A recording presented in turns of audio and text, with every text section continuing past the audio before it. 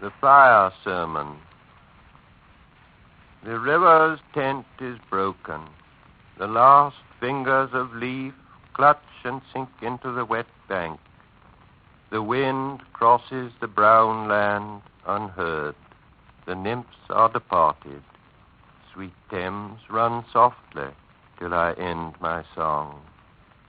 The river bears no empty bottles, sandwich papers, silk handkerchiefs, cardboard boxes, cigarette ends, or other testimony of summer nights. The nymphs are departed, and their friends, the loitering heirs of city directors, departed, have left no addresses. By the waters of Leman I sat down and wept. Sweet Thames, run softly till I end my song. Sweet Thames, run softly, for I speak not loud or long. But at my back in a cold blast I hear the rattle of the bones, and chuckles spread from ear to ear. A rat crept softly through the vegetation, dragging its slimy belly on the bank, while I was fishing in the dull canal, on a winter evening, round behind the gas house, musing upon the king my brother's wreck, and on the king my father's death before him. White bodies naked on the low damp ground, and bones cast in a little low dry garret, rattled by the rat's foot only, year to year. But at my back from time to time I hear the sound of horns and motors, which shall bring Sweeney to Mrs. Porter in the spring. Oh, the moon shone bright on Mrs. Porter, and on her daughter. They wash their feet in soda water. Et oh, ces voix d'enfants chantant dans la coupole. Twit, twit, twit, jug, jug, jug, jug, jug, jug, so rudely forced. Tirou, unreal city. Under the brown fog of a winter noon, Mr. Eugenides, the Smyrna merchant, unshaven, with a pocket full of currants, CIF London, documents at sight, asked me in demotic French to luncheon at the Cannon Street Hotel, followed by a weekend at the Metropole.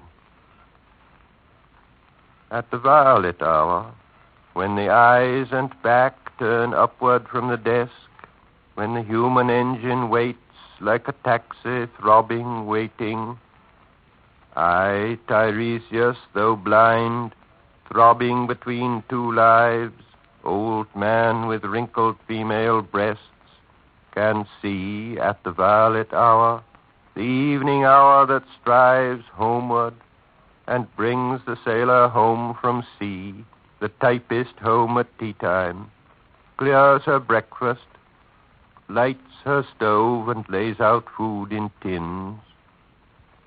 Out of the window perilously spread her drying combinations, touched by the sun's last rays.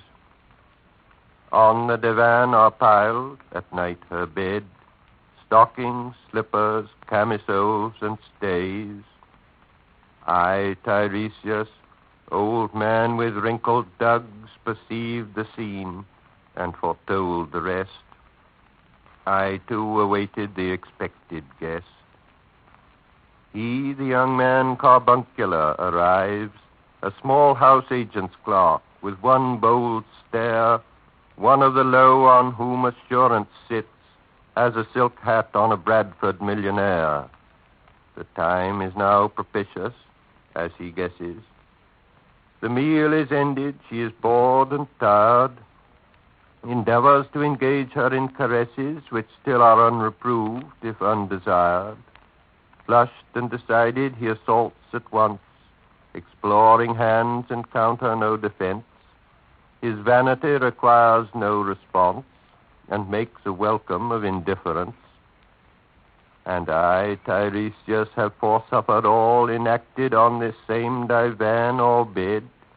I, who have sat by Thebes below the wall and walked among the lowest of the dead, bestows one final patronizing kiss and gropes his way, finding the stairs unlit. She turns and looks a moment in the glass, hardly aware of her departed lover. Her brain allows one half-formed thought to pass. Well, now that's done, and I'm glad it's over. When lovely woman stoops to folly and paces about her room again alone, she smooths her hair with automatic hand and puts a record on the gramophone. This music crept by me upon the waters, and along the Strand up Queen Victoria Street.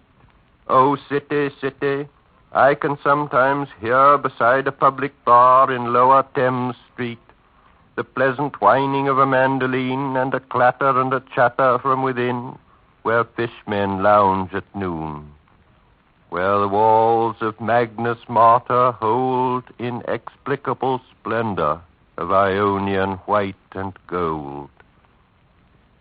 The river sweats oil and tar, the barges drift with the turning tide, red sails, wide to leeward, swing on the heavy spar. The barges wash, drifting logs, down Greenwich Reach, past the Isle of Dogs. La-la-la-la-ya, la-la-la-la-ya-la-la. Elizabeth and Leicester. Beating oars, the stern was formed, the gilded shell, red and gold, the brisk swell, rippled both shores, southwest wind carried downstream the peal of bells, white towers, la-la-la-la-ya, la-la-la-la-ya-la-la. Trams and dusty trees. Highbury bore me, Richmond and Kew undid me. By Richmond I raised my knees, supine on the floor of a narrow canoe. My feet are at Moorgate, and my heart under my feet. After the event, he wept. He promised a new start. I made no comment. What should I resent? On Margate sands, I can connect nothing with nothing. The broken fingernails of dirty hands. My people, humble people who expect nothing. La la. To Carthage then I came, burning, burning, burning, burning. O Lord, thou pluckest me out, O Lord, thou pluckest, burning.